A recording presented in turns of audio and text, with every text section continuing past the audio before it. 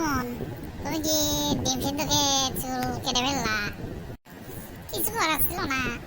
লাইলা তো আমারে বাস দিচ্ছে, কি আর করবো? পরে পুলিশের ডান দেখে গরম ডিম নিয়ে চুলটা ছোটই করা লাগলো। লাইলা পা, মামুনের চুল ছোট নিয়ে আপনি কিছু বললেন না, এই ঘোড়া চুল কেটে ফেললো। আমার তো আমি কেটে দিতে ইচ্ছে করছে। মামুনের এত সুন্দর চুলগুলা আমি যত্ন করে তেল মালিশ করে রেখেলাম, সে চুলগুলো এরকম ভাবে পুলিশ ডিম সিদ্ধ দিয়ে কেটে দিল। আমার তো ভালো লাগে না।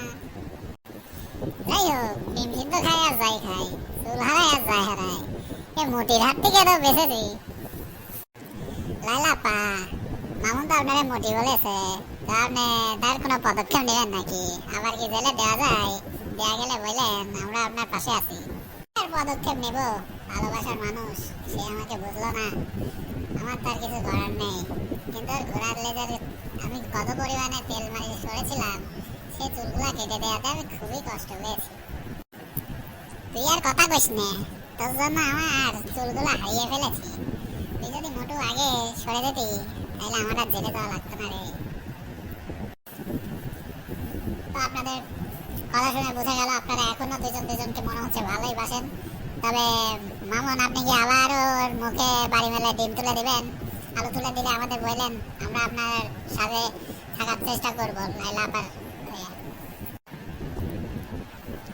আমাদেরকে আপনারা এত সুন্দর সাপোর্ট করার জন্য ধন্যবাদ। কিন্তু মামুনের মাথা এবার আমি ঘোল ঢেলে দেবো। এখন আমি মা এবং সাংবাদিক ভাই বোনদের ভালোবাসায় দুধ দিয়ে গোসল করে আমি এখন পবিত্র হয়ে গেছি। আমি যেন আর এই মোটির পিছনে না ঘুরি। আপনারা আমার জন্য দোয়া করবেন, আমার জন্য ভালোবাসা দেখাবেন আগের মতো। আমি আর কিছু বলবো না, যা হওয়ার হবে। দেখবো মামুন কেমন করে আমাকে ছাড়া ভালো থাকে। ঠিক আছে, আপনারা সবাই ভালো থাকবেন। আমার ইন্টারভিউ যদি আপনাদের ভালো লাগে, তাহলে লাইক, কমেন্ট, সাবস্ক্রাইব করবেন।